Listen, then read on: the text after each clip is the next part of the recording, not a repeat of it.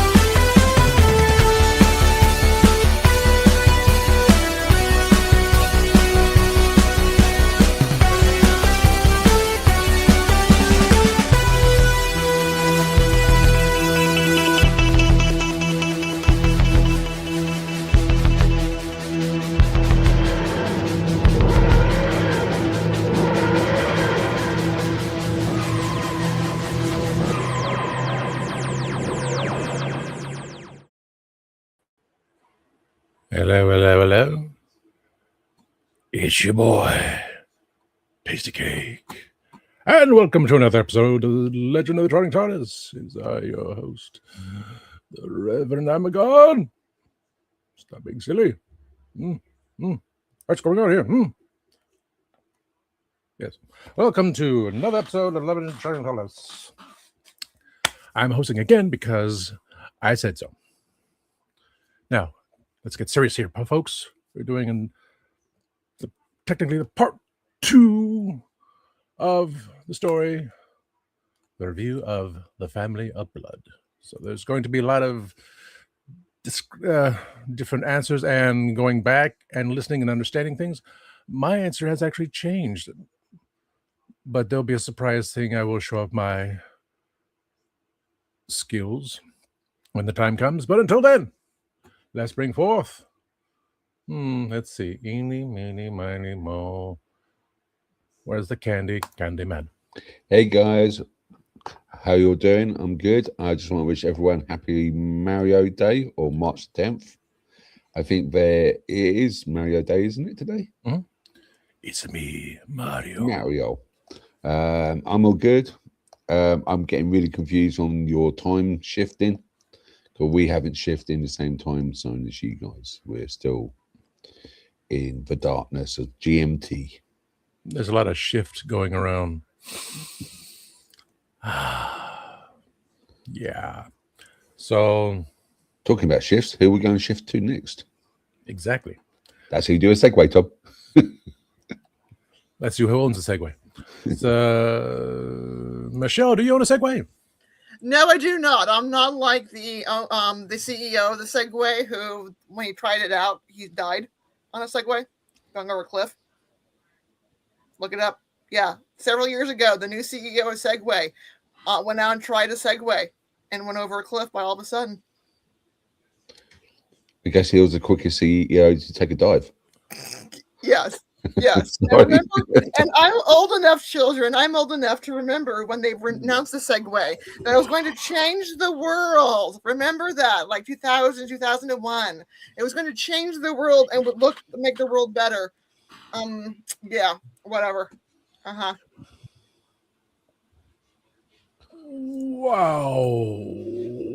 Okay. Speaking of those who have passed, let's bring to the one who lives across the street from those who have passed. There, segue. That is a good one. Yes. Wow. I do live in a house by the cemetery, and it's pouring rain right now. And I'm kind of glad, because if any zombies come, they're just going to sink into the mushy grass. Yeah? Well, also, your neighbors are really quiet most of the time. Dead they quiet. Are so quiet. Dead quiet.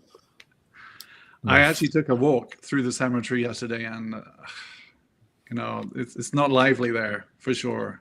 They need to spruce the place up a bit or something. Wow, I almost spilled my geek tea. Anyway, Nis, as my other co-conspirator has asked, what about the earthquake around Sleepy Hollow? Oh, yes. Who caused that? Or what creature? Well, she's going to do the news, so that'll be a bit before I can even... Yeah, we'll find out. So, segue to this one. Okay, segue to... So, Sean, what do you know about Sleepy Hollow? I really like the legend of Sleepy Hollow. I think actually we discussed Sleepy Hollow in the last episode we did. We were talking about like spooky places in the United States. Mm-hmm. And apparently there's those abroad as well, because there's a cemetery with some zombies with some very wet socks who are not going to be very happy when they try to leave the cemetery. But I did want to, on a completely unrelated note, I wanted to also wish our audience a very happy Mario Day. I watched the Nintendo Direct today about the Super Mario Galaxy movie. And chat, if you are here and you are listening, please let me know, how many more Mario movies do you think we're going to get in the theater before we get a proper Doctor Who movie in the theater? Let me know your answers in the chat, please. And hello, everyone. I'm excited for this episode. The answer is we will never get a proper Doctor Who movie in the theaters. Solve that one for you. So Infinity, basically. We'll get Infinity movies. Yes, yes. Because, again, I think Doctor Who is something that does better on TV than in theater. So, I mean... In some timeline, some other dimension, we got a really cool Absalom Doc Dalek killer movie. Mm-hmm. Mm-hmm. Absalom Doc. Also, in some other timeline, like we probably had, like, I don't know, Jim Carrey or someone play the Eighth Doctor, and that series got picked up, and now Doctor Who is completely different somewhere. I don't know. Or the proposed Doctor Who American TV animation show from the 90s. Yeah. We dodged a bullet. Wibbly wobbly, timey wimey stuff. Okay, I derailed my train of thoughts. There are no survivors. So let's go forth with again. We're bringing forth the review of the Family of Blood. But before we do that, we're going to bring forth, henceforth, so forth. Let's push the button to bring in Gadget.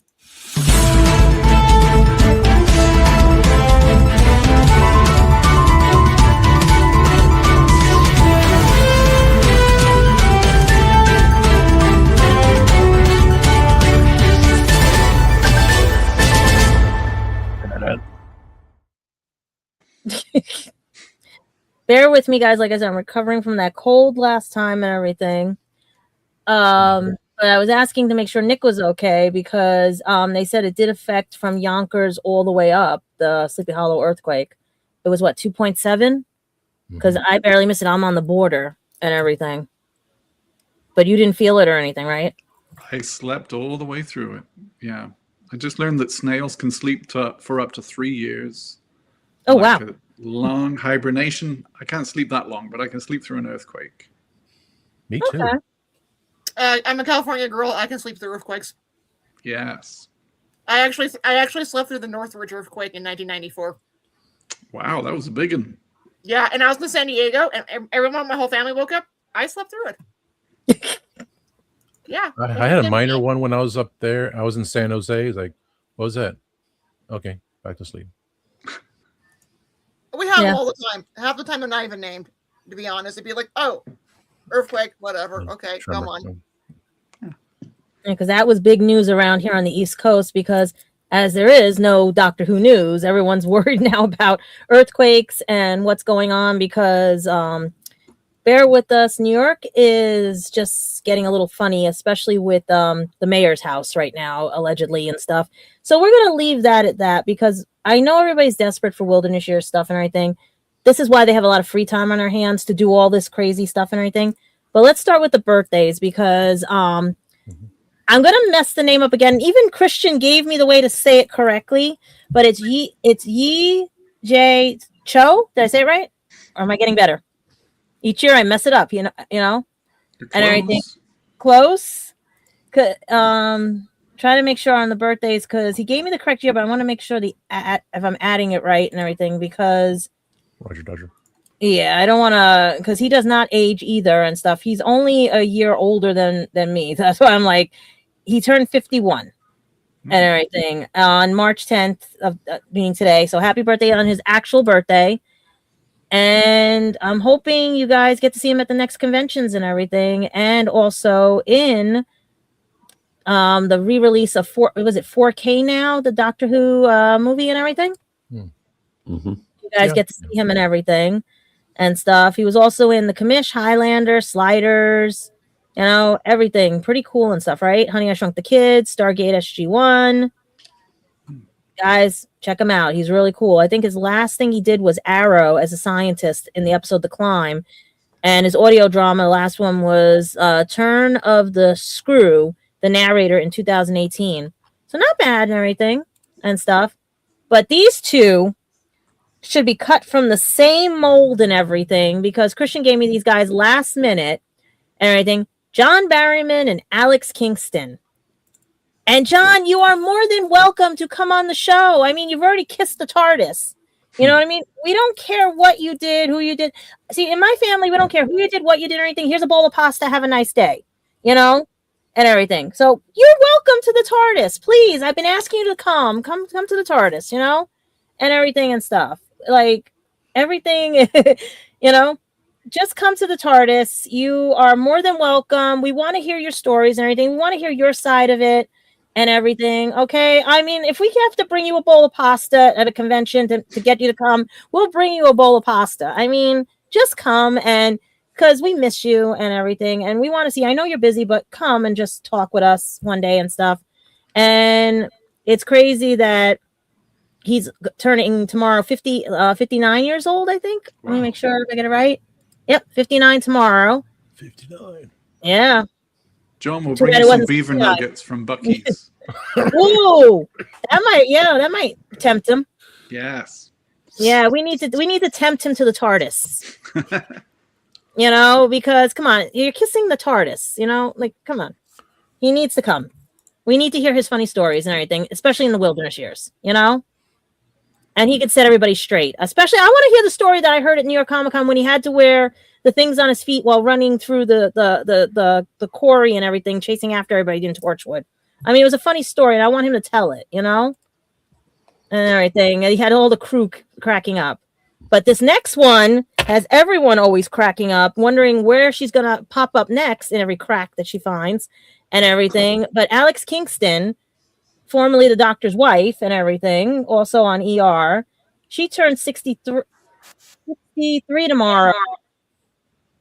Wow. No. Okay, no. And everything.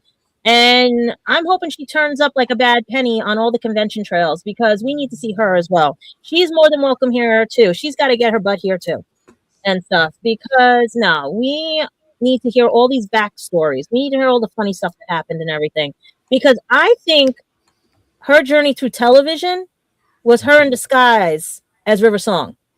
She popped up everywhere. Every show, she was popping up everywhere. You know, so was it like a tie-in to things or what? Because I would consider her that's what she did while she wasn't with the Doctor. She was popping up in other people's stories, you know, and everything. But speaking of stories, I was privy to some information about a lost footage that has been found in a documentary and everything for original classic Who and stuff. It was first announced on one of the podcasters, the Nerd Den, and then now, if you go to YouTube, I'm trying to get the right for film and television. I'm just trying to get the right one right now, and everything before it pops up and you guys hear it and everything. The company it's an exclusive Sue Madlin interview with Films is Fabulous on YouTube. Look them up and everything. And she talks about her journey through the BBC archives and everything as a librarian, as everything, and how they discovered that this collector who had passed away had an episode that wasn't kept on the shelves. It seems that things used to disappear on the shelves and everything. So lost but found episodes are returning, because collectors are now either giving up their collections or passing away and their collections are being found. I still say here at WLIW, TV 21, there are episodes hidden in their vault and everything, as well as many other things that are hidden in plain sight, especially that hidden from everybody's sight is the war between the land and the sea. Is a good example why I do my due diligence on news and everything, because one of the other news outlets had posted saying there was a different ending from the show and everything. Turned out it was rehashed from a article done in February by Radio Times. So I'm going to let you guys know, while we're during this wilderness years, there is no war between the land and the sea yet. There is going to be some news I'm going to mention soon, because I got permission, because if you've tuned into Who Culture, Ellie spilled the beans on something that I was also, because we might have the same contacts and everything, that production has been delayed for the Christmas special, and Bells might have been involved with something, because Murray slipped about 3 scripts and everything and stuff for the Christmas, that there's different workings and everything. But I said it before here. It's based on their availability, their time, their everything and stuff. And they can shoot an episode within 1 month. I've seen it. I've heard about it, especially when I was over there and I spoke to people at the Doctor Who Museum adventure and everything in Cardiff and stuff, when they were explaining how the production works and everything. And they can do reshoots. They can do shots around and everything and stuff. But what I was given permission on, I want to tell you guys so bad, because our podcast came close to what one of the episodes or the Christmas special might allegedly be and stuff, by the way we were talking about it. But life has a way of not being so wonderful, and everything. And we have to deal with the wilderness years for now until we can get the actual proof, because like Ellie said on her show too, those titles might not be titles. Those titles are just, somebody might have wrote them and everything and stuff and everything. We don't know what the titles were. Keen reviewers and people know what the titles were. Also know that the 3rd season had a bunch of fun stuff that I wish I could tell you guys and everything, because those scripts might be leaked allegedly soon and stuff, and help with the Christmas special allegedly, as well as many other things coming up.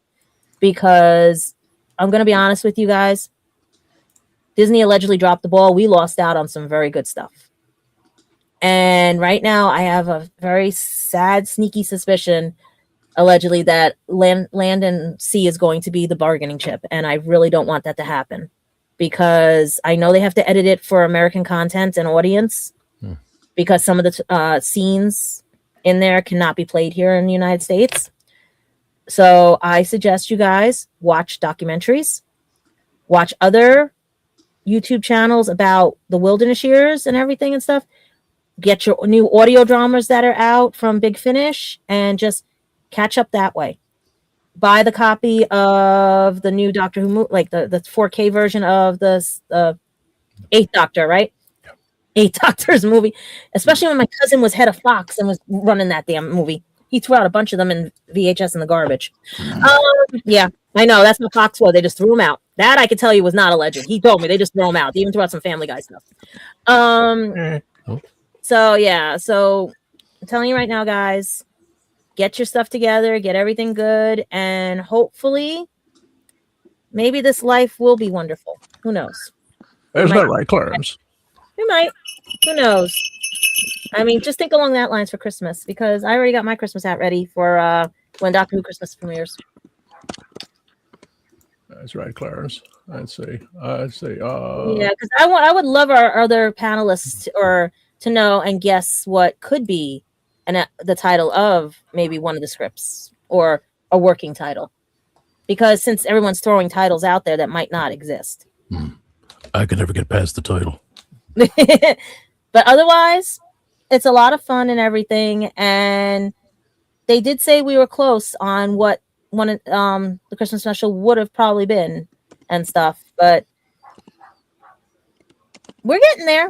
So a lot of podcasts are allegedly getting things right, but sometimes we're getting things wrong. So is there anything else we have to mention besides anything for the news, or you want to save the conventions for later? Let me think about this again. We were talking about Yeah, anything that you wanted mentioned for news, or you want to save it for later? the one news I want to bring up because it was posted on Yeah. here. Oh, we'll still get back to Yeah. But a newest Before one. before we close it out, that's why I'll make sure of everything. I want to mention Nick first. Oh yeah, that's what I was going to ask you. That's what I was saying. Do you want to put that with the conventions, or do you want to put that with? Oh, it's a convention thing. Is that a convention? I don't know if it is. That's the thing. I was trying. It's not a convention thing, so it's actually news. It's totally news. Yeah, It's totally new. Okay, so because I'm trying to skim it while I'm talking on here and everything. Not So, totally Who take it away. related at all, but I am excited to tell you I have a new movie coming out next week. I was a producer on a movie called Interior Hallway Night. The star is Billy Zane of Titanic and Twin Peaks and all that good stuff. Mm-hmm. He also directed it, and it's a really quirky kind of humorous mystery. It's very cool. If you get a chance, check out the trailer, Interior Hallway Night. And of all the movies I've worked on, this is the one that I'm probably proudest of. It's turned out really well. So I hope you guys enjoy it as much as I enjoyed working on it. It comes out on March 20th on all the streamers, Amazon, cable, all that good stuff. I only found out a few days ago. That's not fair. And it just dropped on Fandango for pre-order. And I'm super excited just to share it with people. We shot it in Sparta, Georgia. What? Wait a minute. North of me? Coming out on my birthday? Yeah, yes. What? Do you believe in coincidences? Coincidence? I think not. No. But I think that's it for the news because the I other. think, but first we must give him a round of applause for it. The wonderful, yeah. I can't remember where these buttons are. Media assets, all the way down. Media assets. Positive. Oh, there we go. So we're gonna have to get him his Oscar. We're gonna have to get him his Oscar. Folks in the chat, please take a look. Let me know what you think. I'd love to get some feedback. Yes, most definitely. And I think that is for the news. I mean, I want to spill more that I have privilege of, but I think that's better saved because it is the wilderness years for a better time. Yeah. Is it Wilderness Years Part 2? Electric Boogaloo. I thought it was part 3 because we did have that small little because of the movie and everything. After the movie, it was that little gap, and then I still classify it as the one part. It was just one movie. Tom, can I say something for a second? Yes, Sean. Yeah. Guys, I wanted to say something just real quick. Because it was invoked. I am only speaking for myself. I'm only saying this because it was invoked. I know in the past there have been a lot of discussions about the Doctor Who set in the past and allegations and things of that nature. I have not taken a position on these things because I don't have all the facts. But my position is always that everyone who has something to say should be listened to, and that people should act accordingly once all the facts are known. So I'm only speaking for myself on this, but as far as all that's concerned, I know it's involved multiple people before in the past. That's always my position. So we're not all necessarily concurrent all the time on whatever it is. But I haven't taken positions usually because I don't know all the facts, and I'm only speaking for myself here. But because it was invoked, I just wanted to say that since I am part of the show. That's all. You just confused me, Sean. Are you talking about Doctor Who with John Barryman, or are you talking about the show here? I'm talking about Doctor Who. I'm not talking about anything here on this show. I'm only talking about Doctor Who. So you're talking about what the alleged happened with Barryman. Yeah, just with anybody, honestly. Okay. That's all. Yeah. Okay, just to clarify for our audience, because like the audience, some are privy to what John has said and everything.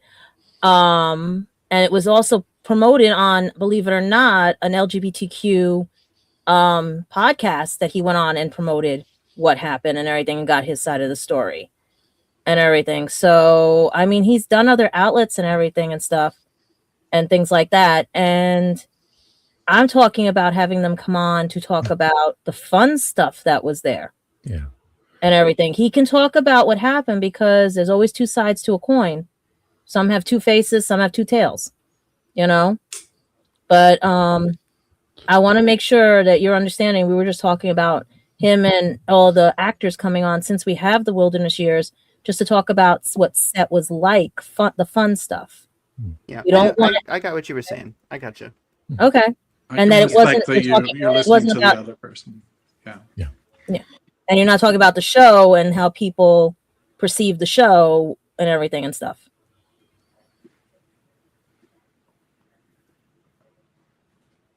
I was just.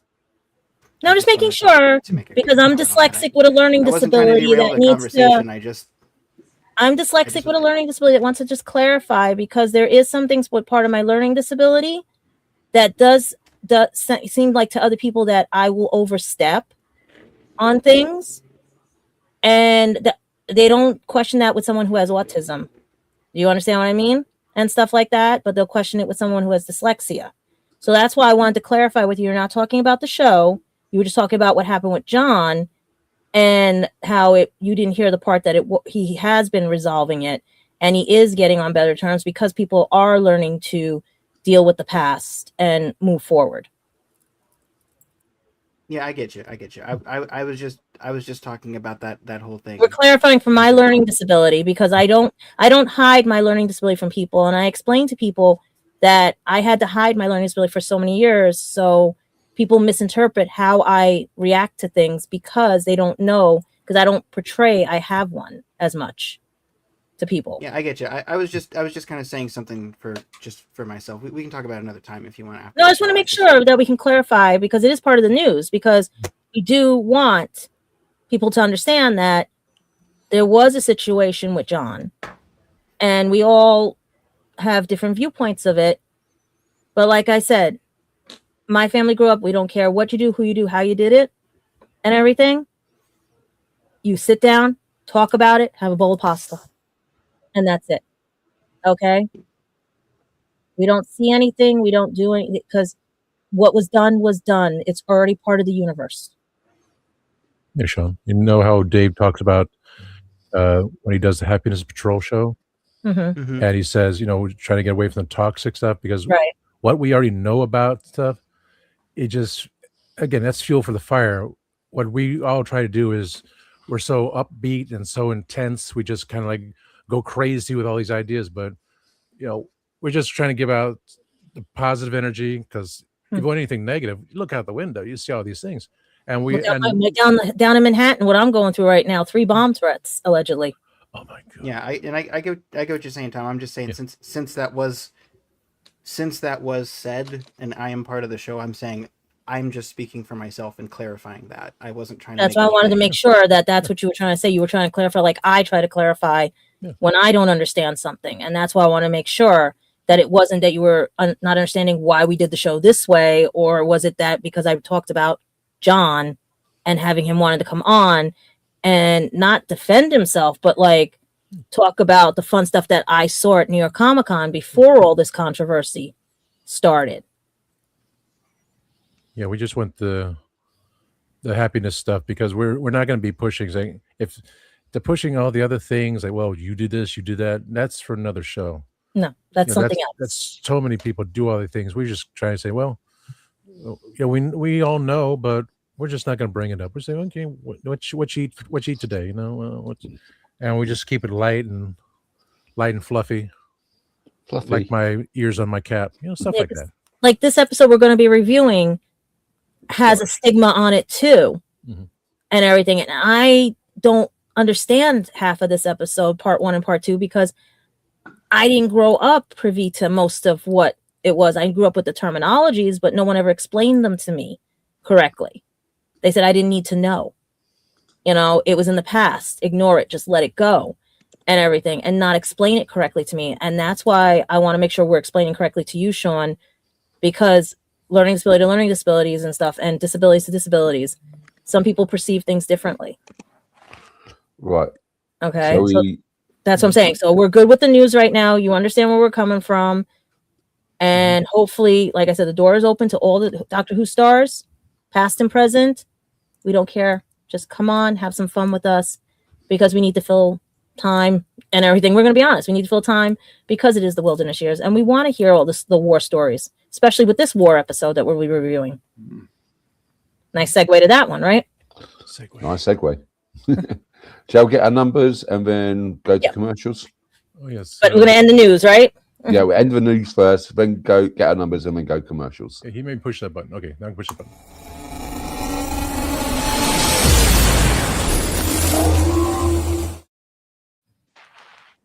Okay, so where do I put it?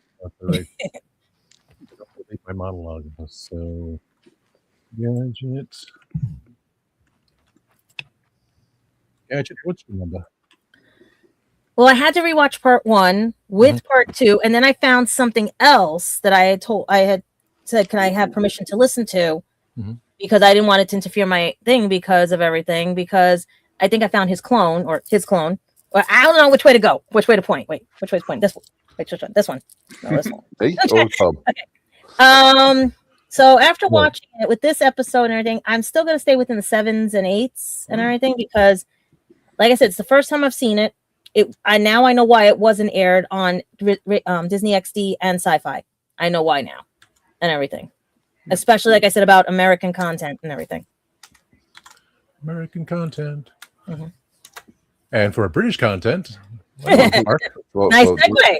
9.5. No numbers after 0.5. Just a simple 9.5 for me. 9.5. Oh, 9.5. I think you said 0.5. So was that low? Okay. Yeah, I thought that too. That's harsh. No, yeah, 9.5. And Nick is British, and he could understand you. So let's go back to an American accent. Sean, your American accent, please. 8.75. I wanted to do it really American. 8.75. Don't you mean 8675309? 8675309. I got it. Yes. 8.6. Get your number off the wall. I messed it up. Okay. Well, now we can type without looking. Tell my bell. What's your number, please? Oh, she's on mute. Sorry about that. My dog was barking, so I will go a 9. 9. So she says no again. Okay. All the time. That's how I got fired. Do I have the lowest then? No. Maybe, well, you're in the middle, because I'm gonna wait for Nick. Nick is the next. Let's see. Sorry, Nick. This is so good. I'm going to give it a big, fat, shiny, hairy 10. Ooh. Oh, wow. 10. I'd like to know how you made that. I'm trying to figure it out, and I only made a 7.8. How did you get a 10 out of that? Well, all shall be revealed. All shall be revealed after the commercials. Which with this commercial, okay, so everyone stay tuned, all that good stuff. But like, you gotta find a good one. Find these buttons that he keeps pushing here. So I don't remember the things here. I'm gonna push the button. I didn't listen to that voice. Are you tired of toxic fandoms? Do you wish we could go back to being happy? So do we. We created the Happiness Patrol to get away from all of the toxicity in fandoms, in life. And so we decided we wanted to do a show, but something that makes us happy. And in the first season, that something is Star Wars. So join myself, Cameron, Scott, Jessica, and Melanie on Happiness Patrol at youtube.com/@happinesspatrolshow.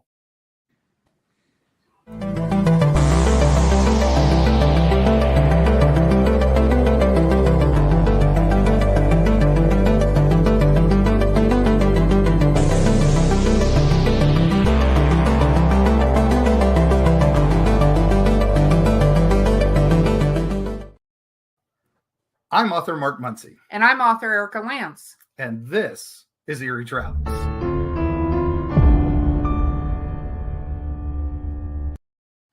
Greetings, travelers. Join us as we travel through folklore, myths, monsters, legends, and dark history. Now, we'll be your guide to the spooky side of reality as we discuss cryptids, paranormal, and all things preternatural. Sometimes we find the truth is way scarier than fiction. We're on twice a week on your favorite podcast platforms, including iTunes, Spotify, Amazon, and YouTube.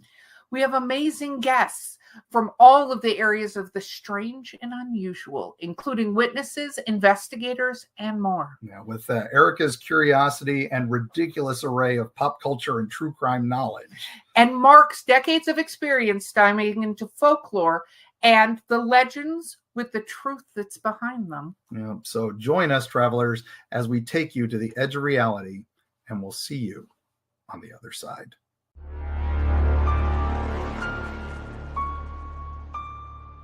So what's your favorite Western?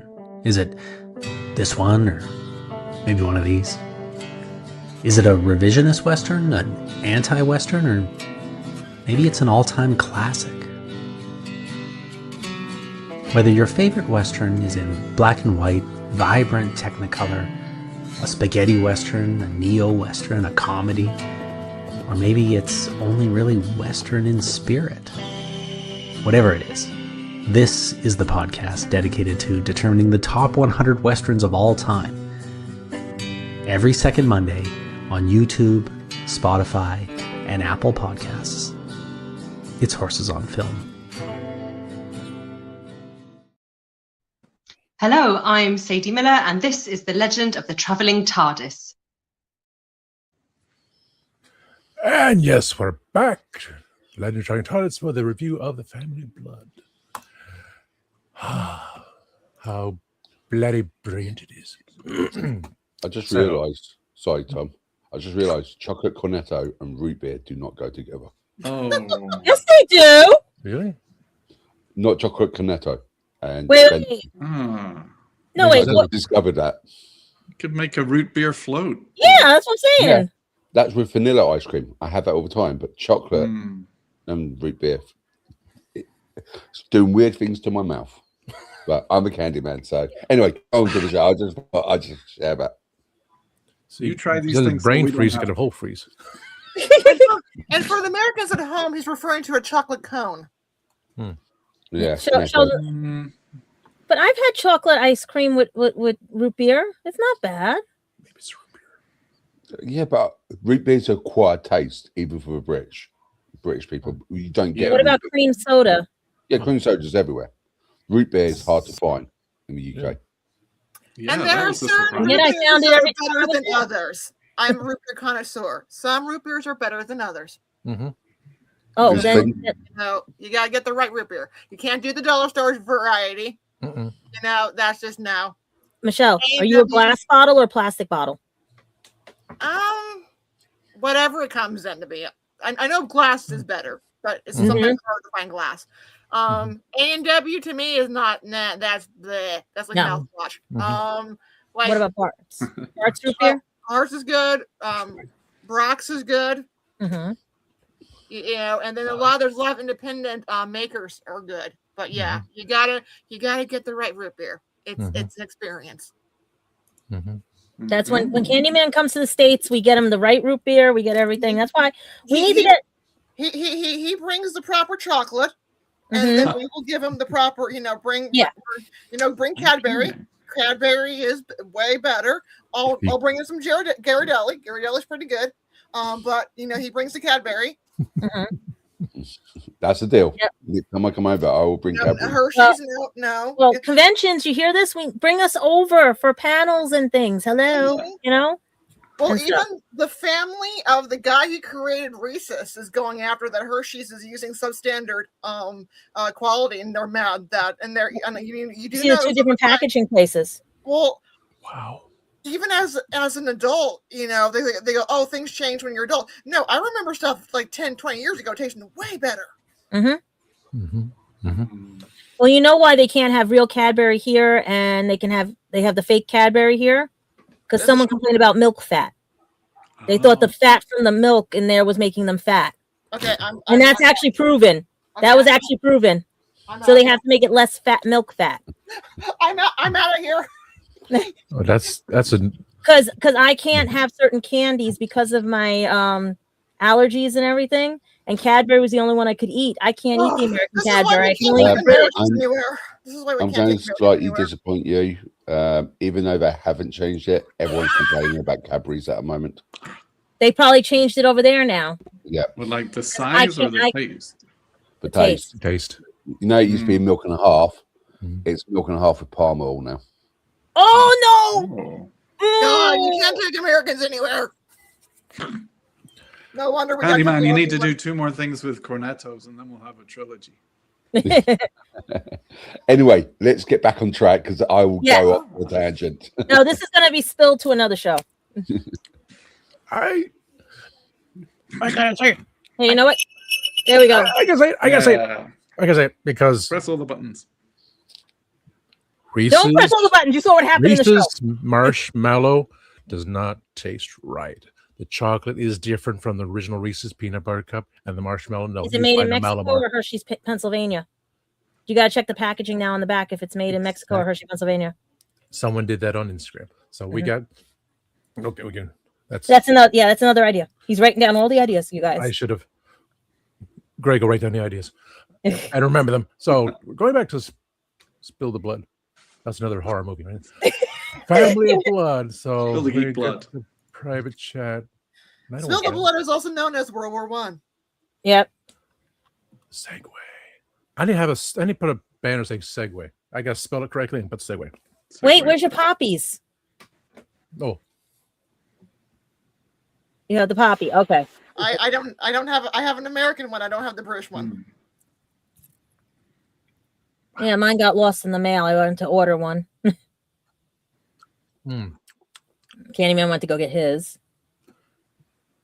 And anybody want Decoration Day wants to send me one from England, please. I have a World War One relatives in my family tree that fought for England. So, Grant, what time is it in New Zealand? My goodness, I feel. Oh, I didn't even notice he was from New Zealand. Yeah, I was reading the his like what he gave for the review and everything. I was trying to go back and find it to tell you.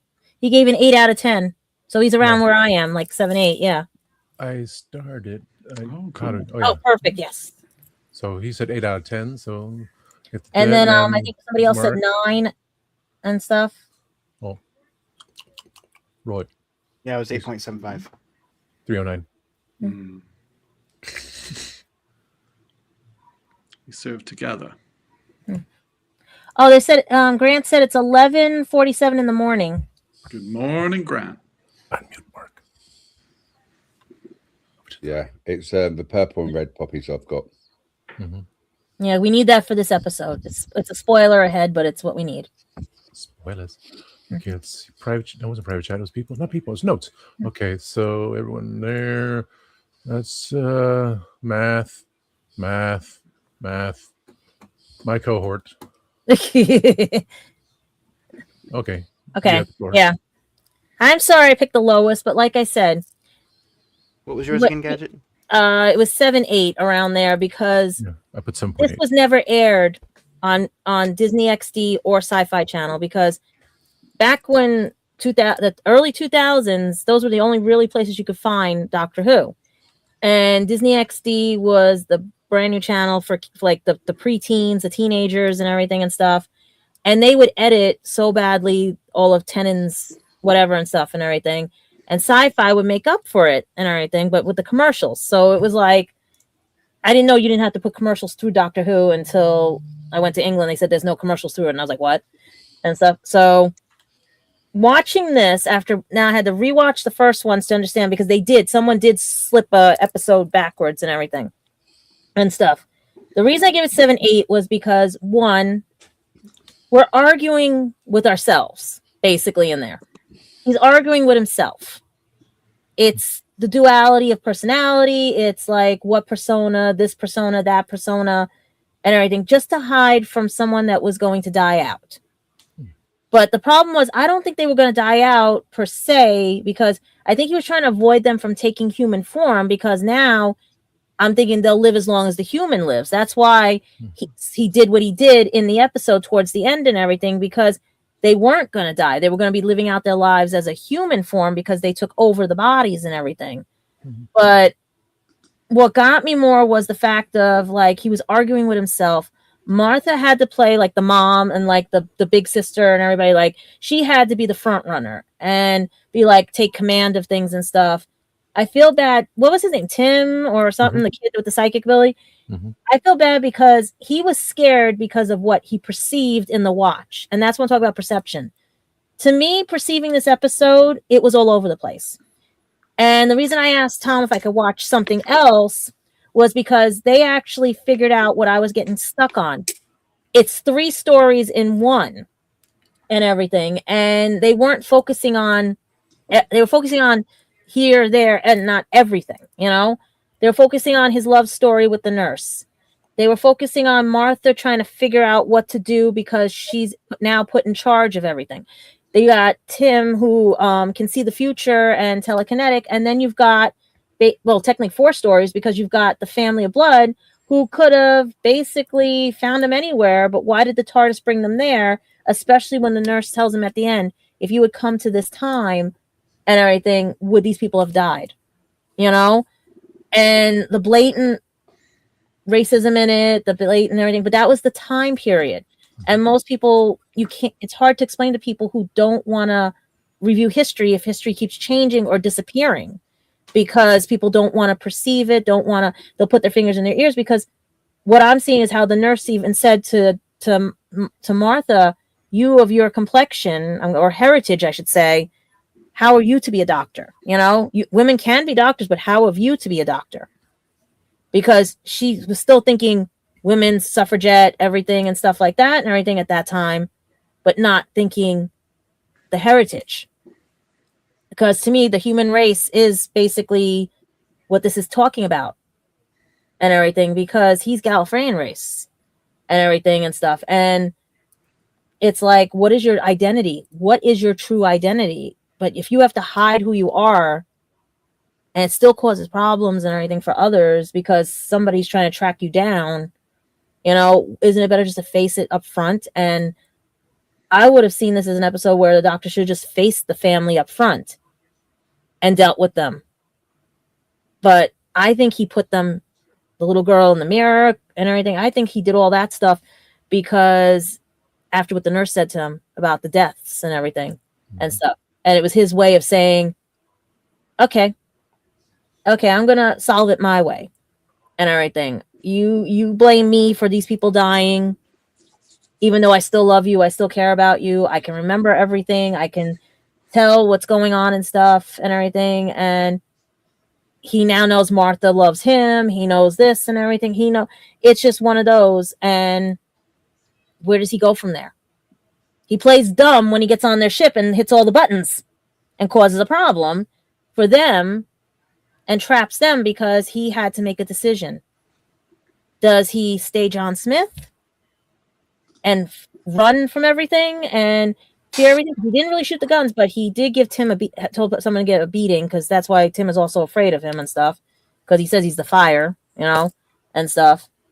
But all I got from it was they went to a party in this episode. Martha had to step up. Tim ran. Tim led the villains away. The little girl was creepy as friggin' hell. She reminds me of Pennywise and everything with the balloon.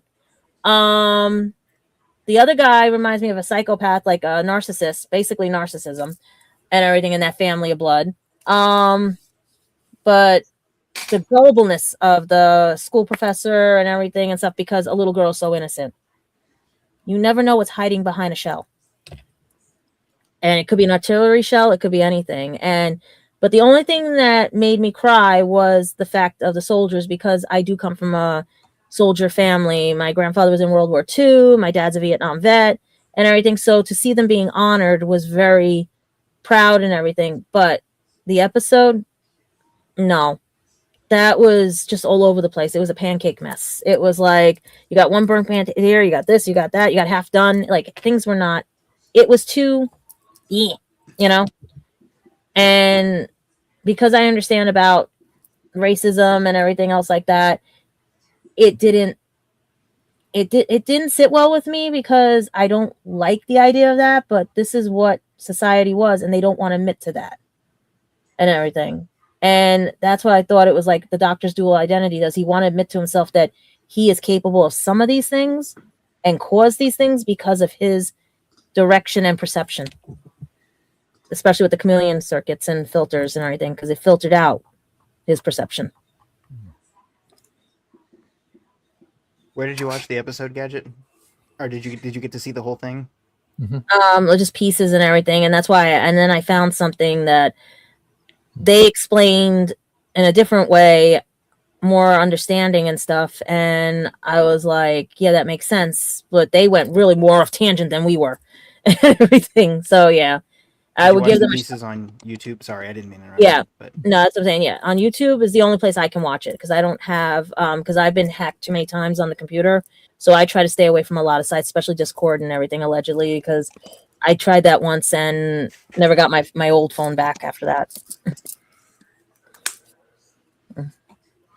Trying to think the segue, but yeah, but the segue would be like I said, the only thing I could think of was that they did honor the soldiers and they were wearing their poppies.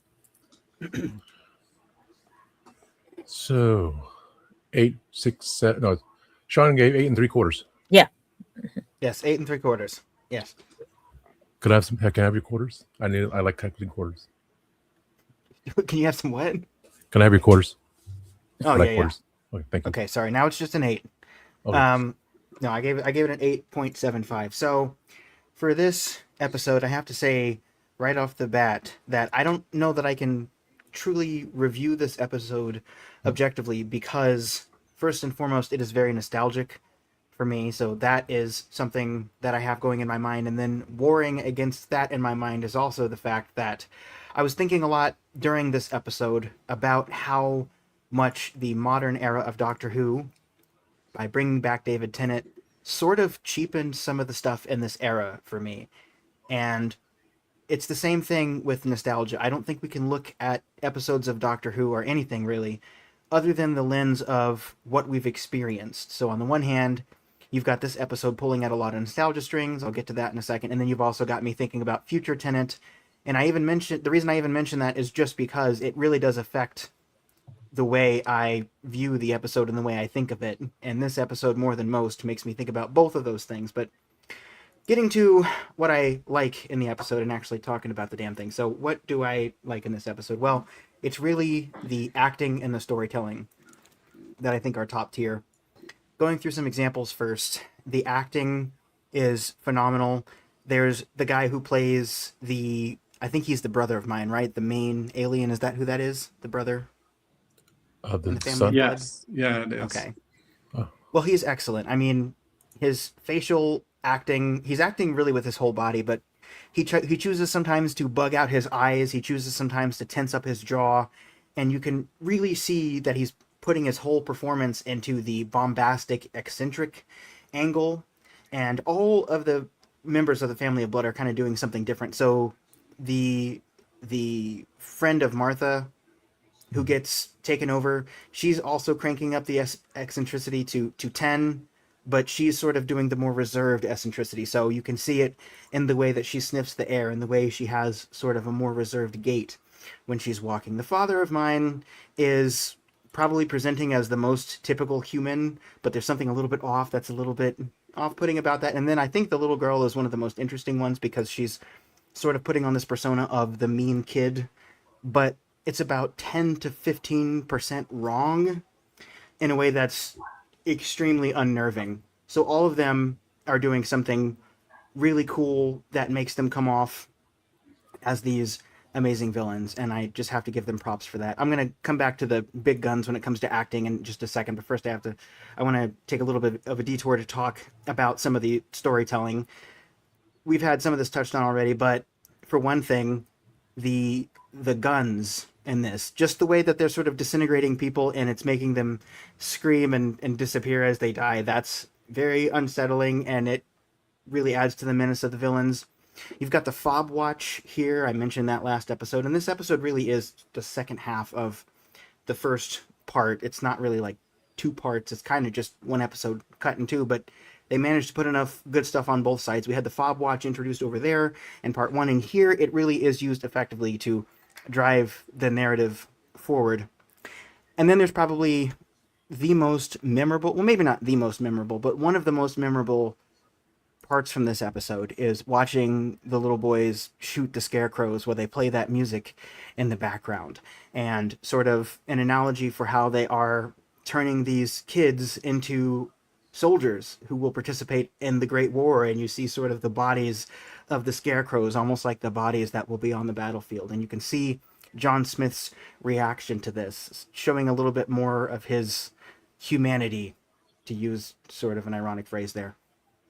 So that all comes together really well. And then it culminates in what I think is a great example of the acting and the storytelling, which is the scene you get where John Smith is talking about the doctor, and you really do get the sense that you're talking about the real death of someone, like the death of a real person here. Because you've got David Tennant here talking through one character he's playing about another character he's playing, and you've got Martha there, and you've got his love interest there, and you've got the little boy with the fob watch there, and all of them are just 10 out of 10 on this. And you see this emotion here of this very scared man. You get the sense that the doctor did not even think about this man dying, because John Smith is just kind of a throwaway name that the doctor uses. Hi, I'm John Smith. You don't think about the fact that this is going to be someone who might fall in love. You know, the doctor didn't even consider the possibility that that might happen. And you get this in such a short amount of time. You see him, after he's fallen in love, you see him getting married, you see him having children, sort of passing on who he is to future generations, and dying with his wife at his side. It's emotional. It's only about 30 seconds, I think, if that. To pack so much of that into that short of an amount of time, you just need expert script writing and editing and filming and acting. And I think they have all of that here. And it's even more amazing because you don't really need a lot of money to do this. The best scene in the episode, in my opinion, is just the scene where they're sitting around and talking. And yes, there are explosions and flashes in the background that I wish would have had some sort of warning on them, but it's all working through the context of the script, and it comes together so well. And that's why in the very end, when you think for a moment the first time you watch this that maybe John Smith did sell out the doctor, when he goes to confront the family of blood, you see the doctor reappear, and it is so captivating to see David Tennant back in that moment, and you are so glad to have him back. And you realize that John Smith did kind of get his goodbye there. And just the way the family of blood runs away, that's when we're back in our skin as Doctor Who fans, and the music starts, and we're seeing the Doctor best people there. The second to last scene is really great as well, between the Doctor and the love interest, when he tries to give her another shot, but she kind of stands up for herself there. And you get kind of a taste of a little bit of the end of the Doctor's era with the 10th Doctor, where it's going to come back to the have I gone too far thing, and what am I doing in the wake of all this destruction that I'm bringing with me. And the very last thing is the punishments he gives the family of blood. I have to say, thinking about them before I watch the episode, I might think, well, that's a little bit cruel and harsh. But even in the way that he deals with them, I mean, if you think about every single one of those punishments, the way that they're living eternally, yes, they're kind of freaking out at first, but none of them particularly seem like he's putting them through eternal pain or something like that, like eternal torture, even though they're going to be in an unpleasant state forever. I think it's very significant that he says that the narrator talks about the wrath of the Time Lord and doesn't say just the wrath of the Doctor, because it's almost like the Doctor is saying, this is why you don't want to be a god. He's almost like showing them why they don't want to live forever, even though he's doing it in this semi-cruel way that's a little bit out of character for him. But even as he's doing that, the character that he shows the most compassion to, in that case, the narrator says he might even forgive her, is the character who resembles the child. And it's really intriguing to me, because I don't get the sense that she's significantly younger than the others, but I think it's the Doctor's compassionate side coming through, because he is still dealing with the trauma of the time war and all the children that were lost.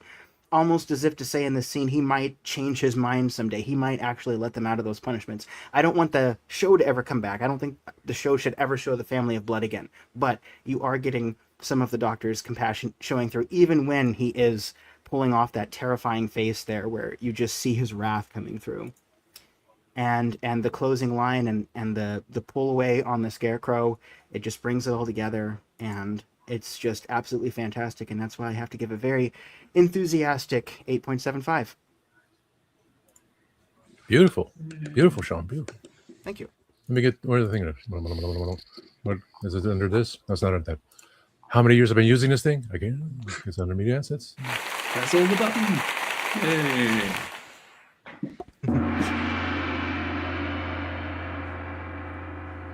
Back to wrong one again. Notes. Let's see who made a comment. Yes, Greg of the Time Scales. Wow, nice review. Beautiful, Sean. And Forrest Dalek claps as well. And that's only a 7.8. Dude, it's amazing. See, I wish I could do reviews. I think mine was what did I give 8 it? 8 point whatever. 8.75, yeah. Oh, yes, 8.75. 8 3/4. Yeah.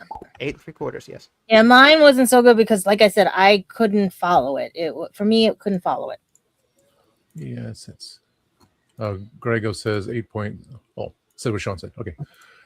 I'm going through all these buttons. Too many buttons here. Okay. So yeah. Never have too many buttons. I like zippers. As long as you don't push the red one. Oh, yeah, I don't have the red one. Let's see. Sean Michelle. Yes. Number 9. So I gave it number 9. It again will always be part of your review. Will be how you thought of the first part. I thought the first part of this episode of the 2-parters was stronger, but I'm also a sucker for the classic base Under Siege. So it has all of the classic Doctor Who elements that you like. You have some of the Gothic horror from the last episode, the mystery of the time period, and the Doctor trying to figure out himself. And this one is the classic, base Under Siege, which I enjoyed a lot.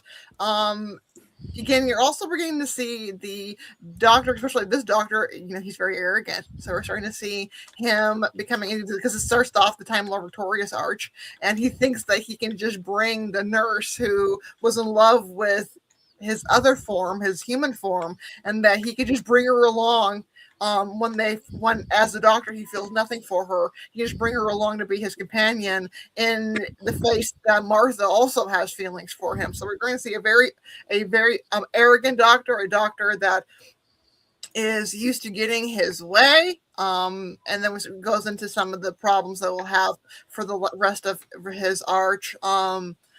Again, I love the ending with World War I and the tie-in. That the end did make me cry. Was the veterans at the end, and again, I do have a family history of my great grandfather was in World War I in the Navy. For Bren was drafted as a young boy when World War I started. So. And again, that's the history of the fact. And also, I had to look it up. It is estimated that between a total of 885,000 to 900,000 British and British Empire military personnel died during World War I.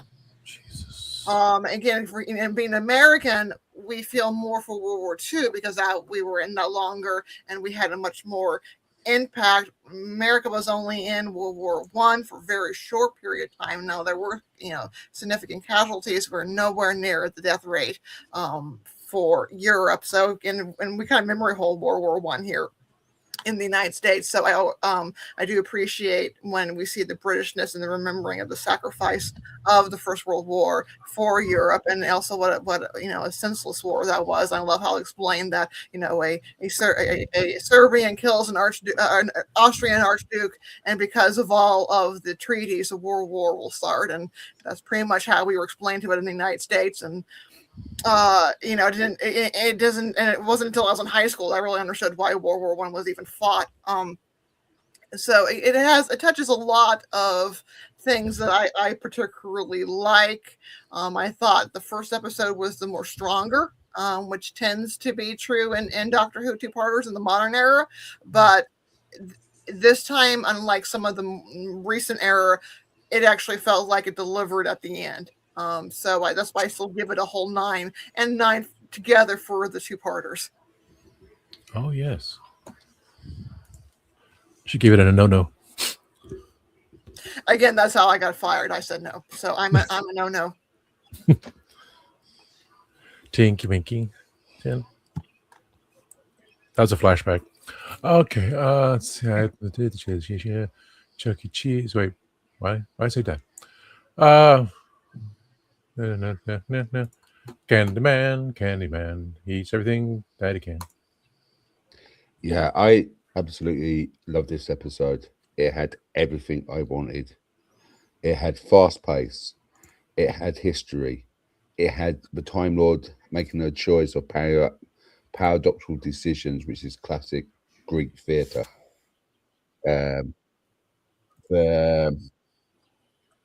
The history, the things about what's going to happen the year later in 1914. The end scenes with the war medals, which were the war medals he was wearing.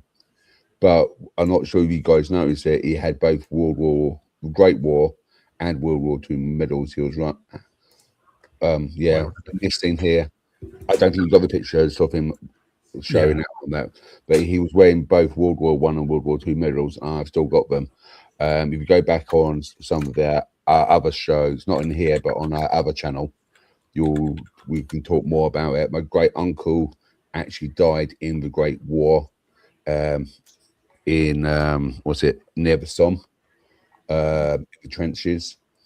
I just love the paradoxal. You got John Smith, a teacher who thinks he's had a whole childhood life, falling in love with the matron, having a thing about it, but to hide away from these people, he became. On the other side, you got the doctor who's running away because he doesn't want to give the family of blood the ability of immortal life.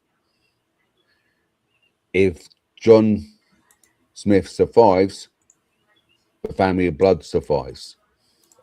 The only way to basically stop the family of blood is to kill John Smith.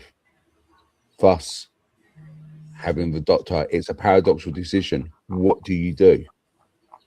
And it's one of these tough things. It was the same thing in I watched the classic literature with Agyeman, who had to decide whether or not to sacrifice his daughter to please the gods, or not to sacrifice or have his whole army screaming at him because they was doing it. It's the same principle. I love that story. I love the music they use. If you notice in there, especially in the fighting scene when they're using the songs that we used to sing at morning assemblies at school, that sort of fear of like children becoming like cadets, becoming soldiers in this short space of time. I'm not sure if you know about the culture as well. In the Great War, if you didn't go to war, you was given a white feather. That white feather actually represents cowardness. Okay, and it was a big stigma to get a white feather in England in World War I. Before, if you was old enough to fight and you weren't fighting, it was a shame to go out thing. And this is why Timothy had that thing of, I'd rather be a coward and run away. Mm-hmm. Okay, because that is such a stigma for that time. I'm not sure. Did you know about that, Michelle, about the white feather?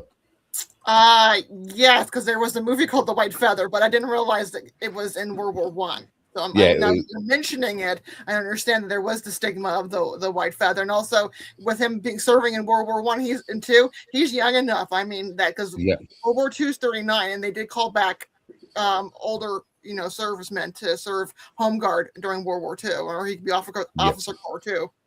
Yeah, I think that the music they use in each of the scenes were absolutely amazing. Sean touched about it as well. Just the silence of them sitting down there, hearing the mortar shells exploding with flashing lights. It just feels like it was like the precursor to World War One in the trenches. Mhm. You know what I mean? It was a whole thing about. I just think everything about this episode just hits right, and because of the pace of it, I actually enjoyed it more than the first episode. The first episode sets up the story. Yeah, it's okay pacing. This is like going completely, like Gadget's saying, fast, chaotic, which is what it would be like in trenches. This is what I think. This is a good thing. I just realised it now while I'm talking about this. The trenches was a slow war. Mhm. It was literally great in World War One. It was gaining ground every so many years, or just getting a little bit further, until they went over the top. And as soon as they went over the top, it was chaotic. Okay, and I think this episode, the two episodes, sums it up. It's a nice little peaceful village in the first episode to the pace of chaotic and think about it. The little girl was creepy as hell. I think the schoolmaster was still in the Victorian thinking, because remember, a lot of these people, of these adults, might have fought in the Crimea War, which is the Victorian era, and the Boer War too. That's where he Yeah. says South Africa. He's a Boer War veteran. Okay, Boer War, yeah. So that's going to have a different perspective compared to what you got now, because we're looking at it from our eyes, going back to that time period. What we also need to look at, point of view, when you're watching this, is looking at the adults just coming out of the Boer War, the Crimea War, coming into a new dawn with Queen Victoria, who just passed away. I know what year was Queen Victoria passed away? 1901. 1901. So you got 1901, new monarch. 14 years later, you got a different monarch. The world's changing around for gearing up for the Great War, which just suddenly happened. You had all the suffragette movement as well, with women's rights, and you still had the racism going on. It was it was one of these sort of mixed in pot time periods, which no one would knew what the outcome was if you was living in that time period. The only thing I would have to say that I have to knock down a -5.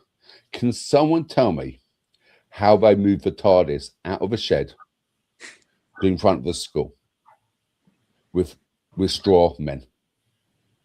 Yeah, they had rebar in them. Yeah. So some kind of supernatural alien. The TARDIS took some Ozempic. She lost a lot of weight, so they're able to move her, and then she got off of it and put her weight back on. I know that because I'm on a Semtic at the moment. So yeah, that could make sense. But yeah, that's why I took half a point on it, because that did that plot bit by it. But the music, the pacing, the paradoxical Greek storytelling, the scene it was set in, and like everyone else said, the end bit with Poppy Day. We don't call it Veterans Day over here. We call it Remembrance Sunday. Which would have been in November 11th, roughly, or the Sunday nearest to November 11th. For Poppies, even the Army cadets who was filmed with it, because I reckon they were just normal Army cadets rather than actual extra actors, look pretty good. And the war medals, everything looks absolutely top on. I can't fault this episode, and that's very rare for me. Right. I could our Memorial Day, which is your version of Remembrance Sunday, that is in May for us in the United States. And in the United States, we do November 11th is our Veterans Day. Yeah. What's the I could attack your argument about them moving the TARDIS, but that might be a straw man argument, so I won't use it. The difference is because of the end of the American Civil War was in April and springtime, and it became in the United States, you can decorate the flowers because it's decorate the graves because the flowers were in bloom in the springtime, and that's where we get our Memorial Day is always in May because it's springtime and the flowers have bloomed. Okay. We did. You probably know more about that than most Americans. I mean, if you ask most Americans what the difference is between Memorial Day and Veterans Day, they probably won't know. So you're probably like above and beyond knowing that. I grew up in the military veteran household, and I knew this before I was knee high to a grasshopper. Right. Yeah. So we don't have a 2 separate days. We just have one day Mhm. in the UK. Mhm. We just have Memorial Days, and that covers veterans, civilians, Right. and everyone. And even, like I said, I showed you earlier on, the poppies, the purple one represents war animals who pass away, because there were a lot of service animals in World War One: horses, Right. dogs, pigeons. Well, for Okay. in the United States, for death rate, the American Civil War, we estimate between 600,000 to 900,000. And that's both Union and Confederate, because it is it is a Civil War die in that conflict. So it is by capita the highest death rate in American history. So that's why for us in springtime when the Civil War ends, that's why that's our version of Memorial Day. That's And quite that was interesting. tragic because we didn't even invoke anybody else for that. We just killed ourselves. us. Yeah. Yeah. And it starts in the South with freed slaves decorating Union graves first for those who died for their freedom. Then it gets picked up by the white women, and then there are several different places that claim to be the first Memorial Day, and they're all happening between April, May, June, July of 1865. Wow. So that's quite interesting. We don't actually celebrate or do anything for our Civil War. Well, also, again, per capita, and also it's only 160 years ago. That's a blink of an eye in timeline for us. So, yeah. And Nick, you gave it a 10. Explain to me why you gave it 10 and you didn't pick up the TARDIS. What a beautiful episode. Oh my goodness. This is why what I watch Doctor Who for. Because it has all the things that you guys have mentioned. It's got the top-notch acting, and it's got the music, and it's got the time period just right. Now, what if the Doctor hides away because he knows what he will do to the family of blood if he's, full strength? Maybe he doesn't want to let that monster out, so he becomes human. This is a story about loss of innocence. So we've got the loss of the innocence of John Smith, the loss of the woman that he has a romance with. She loses her innocence as far as how she perceives him. We've got the loss of innocence of the children. So to me, that's incredibly powerful, and that really hits me when I watch this show. I've got personal reasons for loving it. I really enjoyed the book. I was so pleased that it got adapted, and they adapted it just right for me. The pacing works very well for me. You do have the triple problem. You do have multiple things going on, but they all make sense to me. Yeah, even the weedy scarecrows make sense to me. I make it work. Okay, I make the logic work. And Paul Cornell, at some point, he kind of played with having the story happen over several weeks. But then they were like, this is too long. We need to tighten it up. So they did reduce it to a shorter period of time. So hence the chaos, hence the momentum keeps building to that climax. His treatment of the family of blood at the end, it really makes sense to me when I look back at the Seventh Doctor, who would, destroy entire planets. It does seem in character to me. And of course, the novel featured the Seventh Doctor. But the fact that we have David Tennant, who is such a good actor, really is the icing on the cake that makes it work. He shows us all these different sides of him, which is great for him as an actor. He can show us all the different chops. Here's a human, here's the Time Lord. So he gets to play with that. And he makes it work as something that we believe he could be capable of. So yeah, maybe he's holding back at the beginning. That's why I love it. He loves it. I was going to ask you, so now that we come to this part, from the novelization of Human Nature with McCoy's Doctor, what is the difference now between the novel and what we have seen? I don't you think said it was the Doctor was mysterious, being manipulative, being the whole. Yeah. That's the big difference. It's even more in character for the Seventh Doctor to be manipulating himself. Yeah, not just the situation, not just bad guy aliens, but himself. He's tricking himself. Like he tricked Ace, like he tricked the Daleks, he's tricking himself to, completely. He totally pulls the wool over his own eyes, and I totally believe that he would do that. And so this is the same guy. The 10th Doctor is still the Doctor. So that's part of his life. It's part of his pattern, which does lead to Time Lord Victorious. And of course, we've got all the great foreshadowing as well, foreshadowing what happens at the end of season 3.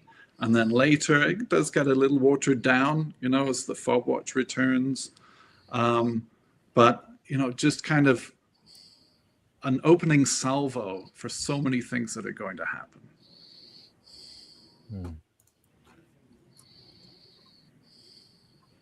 Okay, hour 22. Mine will be just a couple of minutes. So let's jump back it up. I starred them all. Star trekking across the universe. So Rose Deer gave Family Blood 9.4. Too much drama and violence. Higher note with.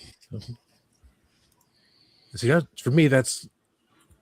Love you, Rose, but like Sean's review was like, boom. I would put that 9.4 because it gave such detail, and to say that because that's just me. I'll get my review soon. Personal taste. Time scales. The Family of Blood averaged 9.3 out of 10 on the time scales with 240 ratings and reviews. Creating America. You said you only like this episode because it gave us the master epic introduction for New Who. Also, Headmaster was an epic dude. Epic. I liked Headmasters too, especially Fortress Maximus. The Transformers. Oh, that means the eye. Okay, that was it. Okay, let's see here. So it comes to me with my lackluster reviews. Okay, I can't turn. Time to turn the light on the porch. Let me see here. So, yes, my review. So, I'll give the number at the end while I ponder this because Gadget also stated to me to watch that YouTube show from a few years ago. Said it was a clone of me as well. Does that mean I'm a clone of him because he was 6 years ago, or wibbly wobbly timey wimey? Wibbly wobbly timey wimey. Anyway, I'm Dr. Evil. Do I go with the monologue yet? Not yet. Oh, first let's go see Rose says. Talking about flowers on this episode of Doctor Who makes me remember the song, Where Have All the Flowers Gone? Yes, because I went from, oh, where have all the flowers gone? Picked by young girls, everyone. Where have all the young girls gone? Gone with young men, everyone. Where have all the young men gone? Gone to soldiers, everyone.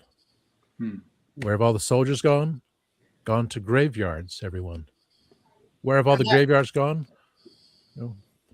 And that's right for Vietnam. In the backyard of Nick's house. Yeah. Gone to graveyards, everyone. That's the end of the song. Okay.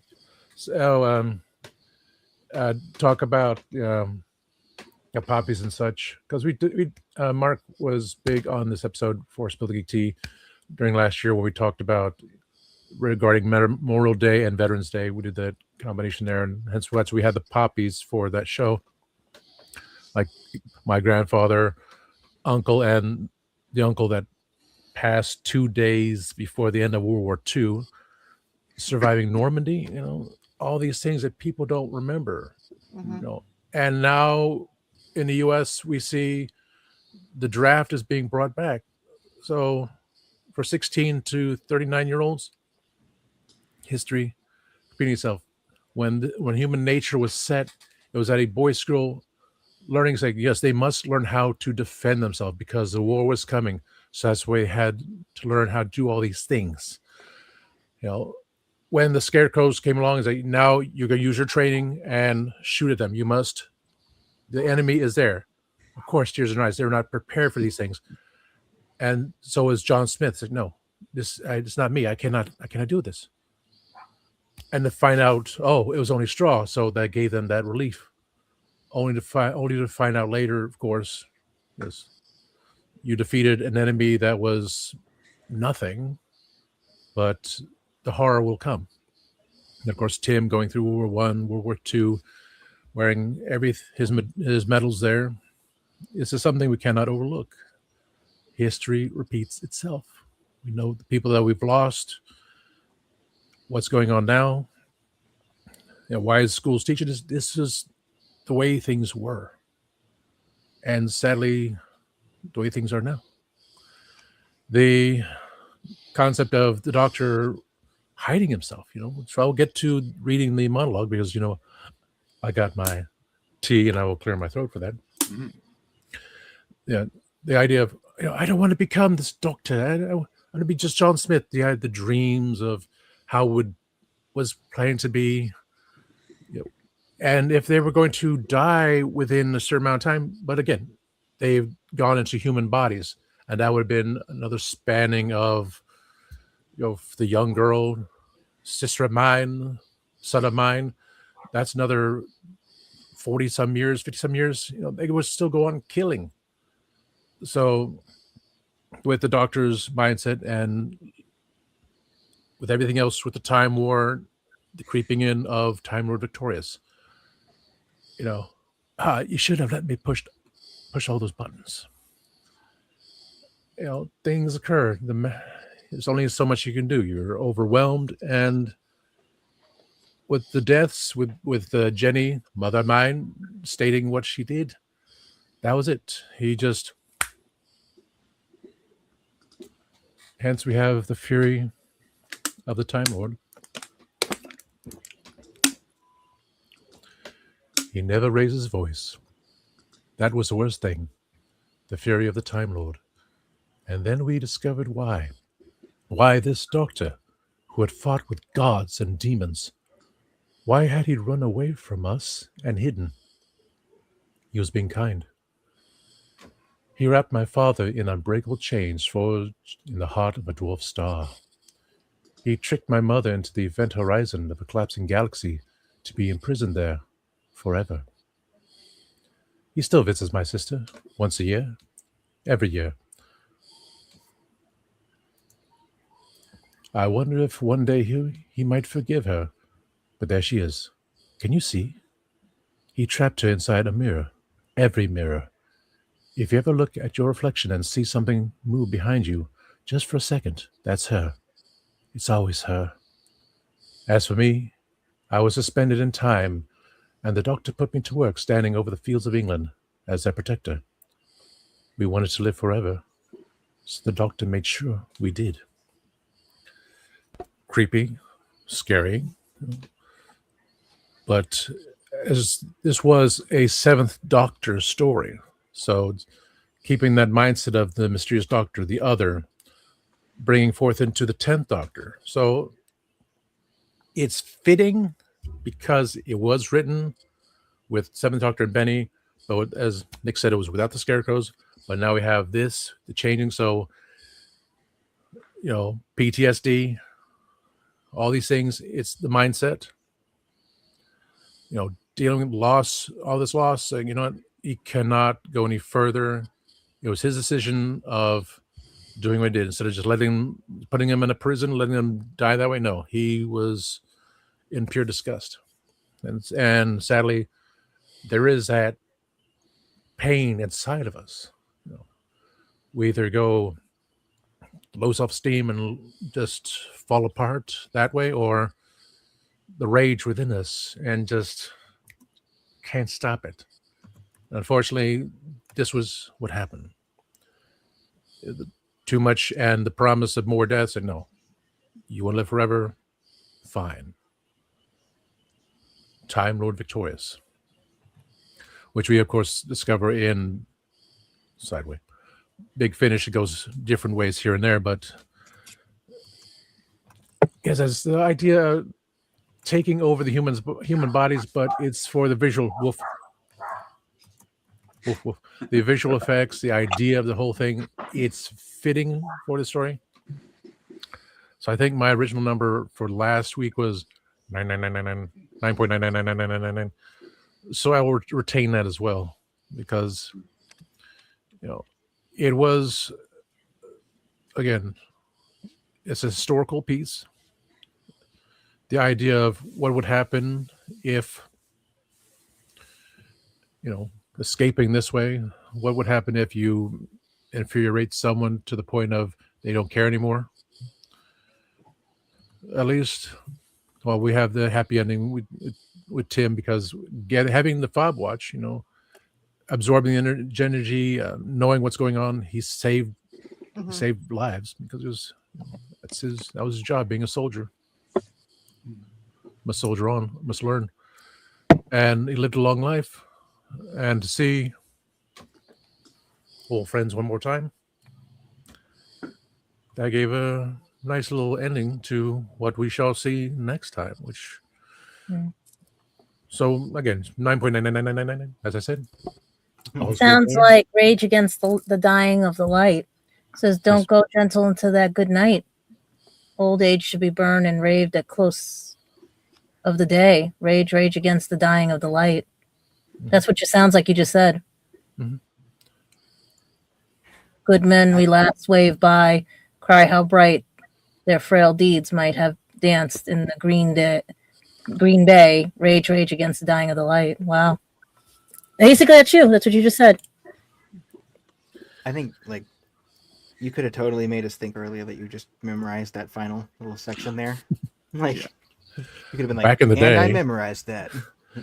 Honestly, back in the day, I can still recite I Barnabas from I can still recite I Barnabas from Dark Shadows as Jonathan Frid playing Barnabas Collins, and I shall for a future episode. Not in this channel. Sean, I still remember your Venusian lullaby. Oh yeah. Remember that so well.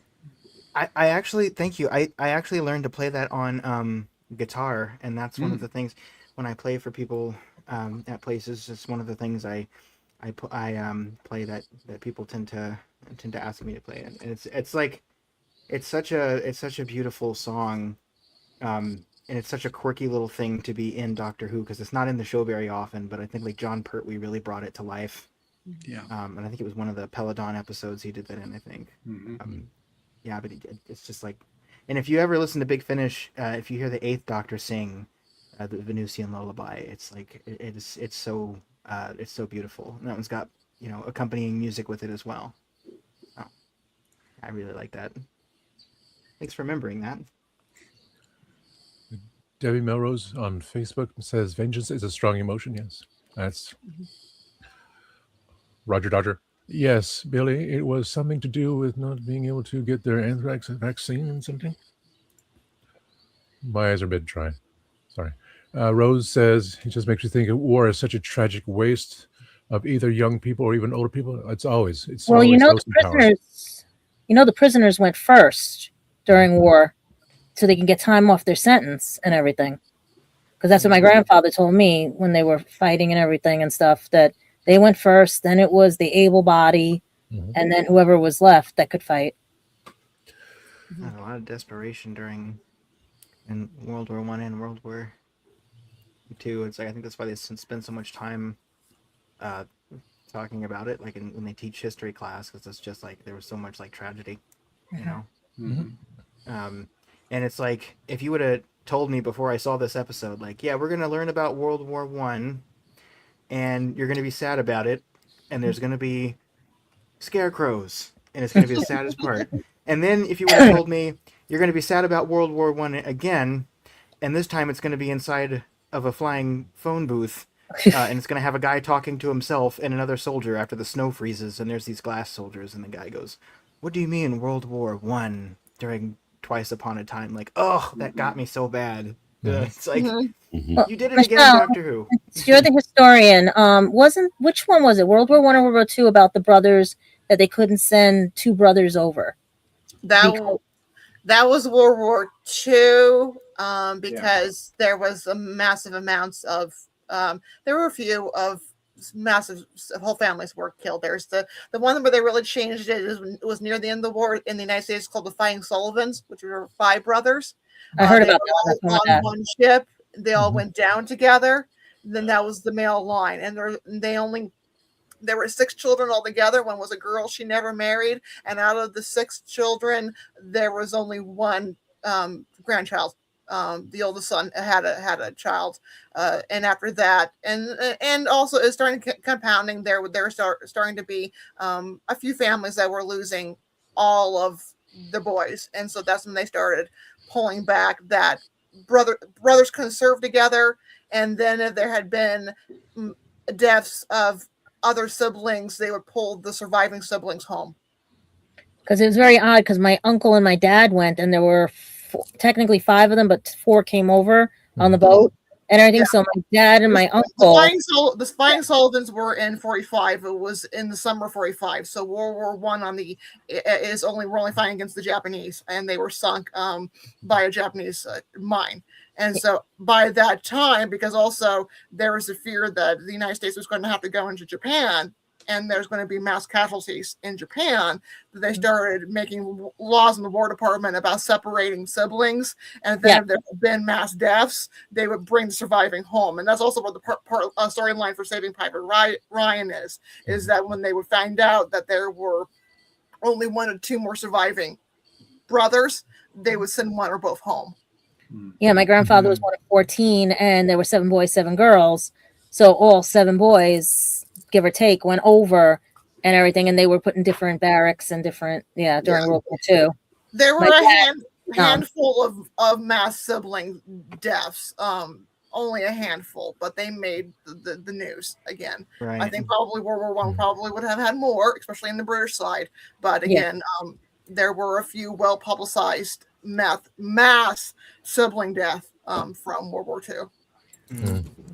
And Doctor Who always makes us think so much. I think about, I mean, the show really is, a lot of it is just centered around like how war in general like has affected the Doctor's frame of mind. I mean, I think of the speech from the Zygon inversion is probably the one that people cite the most. I always think But I always think like I don't think Russell T or Stephen Moffat are veterans, but not that I know of at least. But I always get the sense that like there's somebody, that they're either speaking with or consulting or in the writer's room who is a veteran whenever there's something like that. It's like, because I don't think you write episodes like this or put episodes like this together unless you either know someone or it's like you can kind of feel that experience coming through. I think, and in my family history in the American Civil War, I had family from Arkansas, and they fought for the Union. Even though Arkansas seceded and was a slave state and was a southern state, I had 5 men in my family tree that went. It was 4 sons and 1 father. I am descended from the 1 boy that came home. Wow! For the oldest son. And Michelle, explain the difference between the Union and the Confederate for people who don't know. Union is the national federal government. The northern states, President Lincoln. The Confederacy is the southern states, the states that seceded to keep to create a separate country so they could keep their slavery intact. So my family line, even though they're in Arkansas, which is a southern state, they fought for the Union. So there were things called Southern Unionists. Yeah. So all 5, 4 sons, 1 father went. The oldest son, the reason why I'm sitting here, he was the only one that came home. Damn. Everyone else in the family, the boys, the men, died. And I have the pensions, and they're writing to the pension, trying to get a pension because the marriage certificate got burned because the guerrillas came through and burned the courthouse. And I'm seeing where it affected the family line for generations of trying to support and take care of a family that had 4 of their men gone. Sean, I just wanted to say your point. I'm not sure what it's like in the US, but in the UK, we get taught a lot of the history of World War II and World War One. In the UK, we don't touch much about the US Civil War, so I am learning something today because. But we do get a lot of. I live in the oldest garrison in the UK. It's been going on since 43 AD. Okay, that was even before America was even thought of. This is Roman garrison town, which basically moved through the times, and it's still a garrison town to this day. But mainly got the Paras here at the moment. We've had the Gurkhas here, and so I do come across a lot of military personnel. In here. I never served in the military. I was an air cadet, but cadets are pretty much like what you saw in Human Blood. They're more of like we train with weapons by the age of 14. Or we used to do that anyway. So I'm not sure you guys have cadet services and what age they start off in the US. We have oh, sorry, go ahead. In the UK, you can basically sign up for cadets, air, sea, army, or you can. And some schools do a program which you saw today, and they still do it in some schools to this day. Are combined cadet forces. One of the symbols, going back to the 7th story, the Curse of Fendrick, their emblems they were wearing were combined armed services, which was quite big. So it's one of these sort of things in the UK. It's not a proud thing like it is in America, where you basically got a lot of respect for your servicemen and women and animals. Yes. But it's one of these things that we know about it and we get taught about it and we sort of respect them, but we don't do it out loud. Does that make sense? Yeah, I think it is quite different because I mean in the US we have like ROTC for young people, and it's kind of like a militaristic thing. But I think like with Doctor Who, for example, I know that Americans, if you watch Americans react to the episode.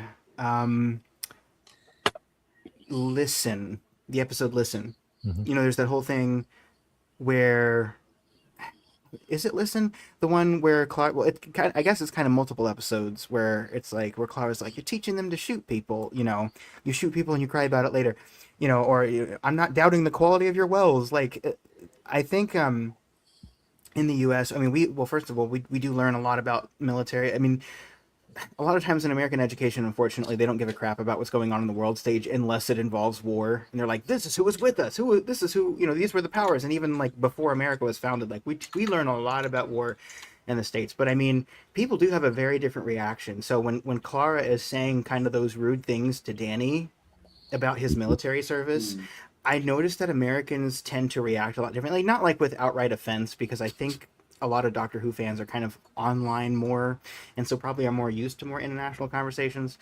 But it's like, I think there was probably some conversation about how Americans would react to that. But a lot of people who live here in the States do feel a lot like the Doctor feels about war. Do feel, you know, they're much more pacifistic and much more, you know, hey, let's not go fly to a different planet and mess everything up. You know what I mean? Like, a lot of people would feel like the Doctor would feel here. So I think Doctor Who is kind of it almost like it's speaking to some of those things. And the fact that it is allegory, I think, means it speaks to a lot of Americans. I've never seen an American who outright got offended, like, you know, the Doctor shouldn't have said that, or how dare Doctor, you know, but I think because it is a fictional show, it opens people's minds. And I think it actually is an important part of the conversation with sort of international communication. I think, you know, I think art has that power to transcend culture in that way. Thank you, Sean. As we're almost coming up to the end of time, so we've got that 2 hour dead mark. We've got some announcements to do, Tom. Let me bring up that screen. So let's see here. Not banners, media assets. Run through the top photos here and do the share screen. And because we're going to have this, people. Blank screen. There we go. That's me, Mario. The future of Doctor Who on Saturday, March 21st at MegaCon at 3:45 p.m. in room W300 stage. As we discuss the future Doctor Who. So we got the one panel at MegaCon, of course. That's overlay. There it is. MegaCon, March 19th to 22nd, 2026 at the Orange County Convention Center. I'll be there on Friday, Saturday, and Sunday. So you'll be able to see me in one various form or another, talking to all these people in collaboration with Spill the Geek Tea. But we will actually be with the Dalek builders at their table. So there's the banner there. If you see me, click on my QR code.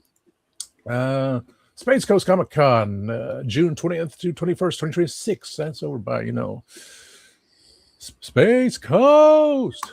In Oviedo, Florida, we have August 21st and 22nd, 2026, Epic Verse.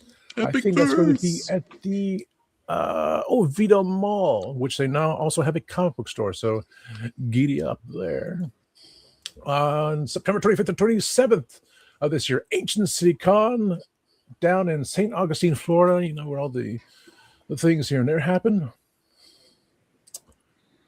And we'll get to that last remark in the moment, that little last thing in a moment. Let me get off here, or I can bring everyone to do their goodbyes and such. So, Sean, while I get the banners, where can we find you?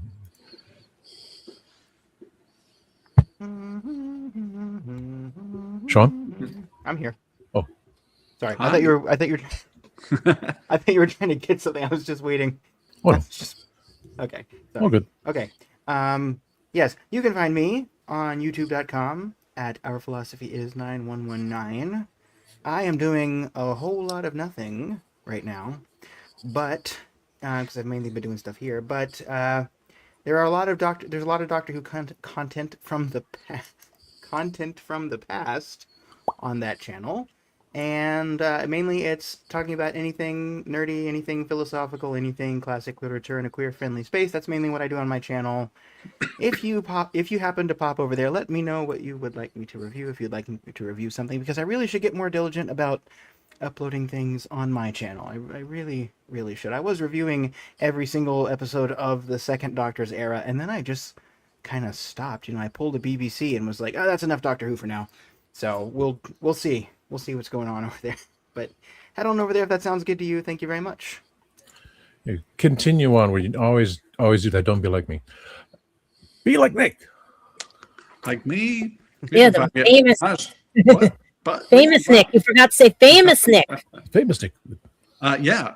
I want to say hi and bye to Roger, Billy, Rose, all the people in our chat. Thank you for your support. Come find me at nicksmithfilms.com or look for hashtag nicksmithfilms. You will find me. You can find my YouTube channel. Guess what that's called? Nicksmith Films. Yeah, and check out the movie Interior Hallway Night with Billy Zane. I would love to know what you think of that. It's out next week. All over the place. And have a wonderful week. It's really nice chatting with you. As he will disappear before the show ends. Michelle. I am on Facebook, Michelle L. Hamilton, author. And if you're interested, my debut novel, Widow's Weeds, is available on Amazon as an ebook and as a paperback. Dear Sarah, madam, would you read my book? Yours right. We take a look. Get the man. Yeah, you can find me here at the Legend of Traveling TARDIS. You can also find me at Spill the Geek Tea, and you can also find me at my Instagram, where I put up all my cosplay and filming and do random things. And for everyone who, like Nick said, everyone who joined us today in the chats, thank you for joining us. And for those who've served, wherever you served, whether it's US, UK, Canada, or wherever you serve, just thank you for your service. Which you don't get here from a UK guy. So thank you. Boom. Everywhere, anywhere, Spill the Geek Tea, traveling TARDIS here. My own show, Gadget Vlogs, and the new one coming up, Gadget Pendragon After Dark. Lulu.com for these guys and everything. It is on Amazon too, but thanks to Nick and Michelle, especially Michelle, pointing out that there is an author's page. I'm going to start working on that on Amazon so you guys can find me better there and stuff. But I'll be at Anime NYC, praying I can get to New York Comic Con and anything local, depending on if we ever fix the apartment here and everything. Me people, same old stuffs. That one, that one, that one, pretty much so all the time. But this is a Legend of the Trying TARDIS. Grego, my producer over at the Timescales, says great show. Let me move the banner off there because something did happen a year ago. We did lose someone that was with us. It's now been a year. Let me get to the banners. Let me get to media assets. Let's pop his picture on the top corner there. Todd, before we no, don't, not yet. Before you do that, just got him think about next week's episode. Yeah, because it's not on Tuesday. Yeah. And Gadget remind me, and you remind me, and Christian remind me. I sent him the email too. Yeah. Just a reminder, because now Sunday's episode, Spill the Geek Tea, is going to be Legend of the Trying TARDIS, Spill the Geek Tea takeover. I can't even see my own show. And I'm going to bring in those who have not appeared on Legend of TARDIS, who are co-hosts on there, to Legend of Trying TARDIS. So that's a big thing. So that's Sunday at 5 p.m. We're jumping to Monday for the Legend of Trying TARDIS. It's going to be on Monday, the 16th at 7:05 p.m. So later time on Monday. It's a collaboration with Christian and Billy of the Kitchen Killers, as they're doing a special show talking about the show that he and I are going to be in it. And Billy. MegaCon. They're going to do a MegaCon show on Monday, 7:05 p.m. Eastern that day. So keep in mind that, folks. Tuesday, there will not be an episode, not even me sneaking in and doing one. It's just too much information there. Yeah. Yeah. So this is why I have the crew, because I can't remember. And we're working on that. Yeah. Brain farts. So as you see up above, talk about Simon. Now, one thing that, because I still get time, Christian has posted a song on the YouTube Shorts using the Living Years by Mike and Mechanics. Now, Gadget has found a song. I'm not going to play it. I just want to bring it up. If you guys want to see that too. Mm-hmm. This one is what was chosen. Even the dogs agree. Yeah. The Last Goodbye. This song carries 1,000 years of Celtic sorrow and hope. Is from the Cheeky Celt. So look that up on YouTube. Play it through. It's 3 minutes and 49 seconds. It's if you want a mellow goodbye to our wonderful big brother and everything. Simon agrees with it. Keep it at that. So, I keep these screens. Oh my God. So thank you all for watching. Oh, that's Split the KG. So, as we all say, we say goodnight to Simon, and of course, Tony. Play us out. Night, Simon. Good night, Simon. Good night, Simon. Meet again.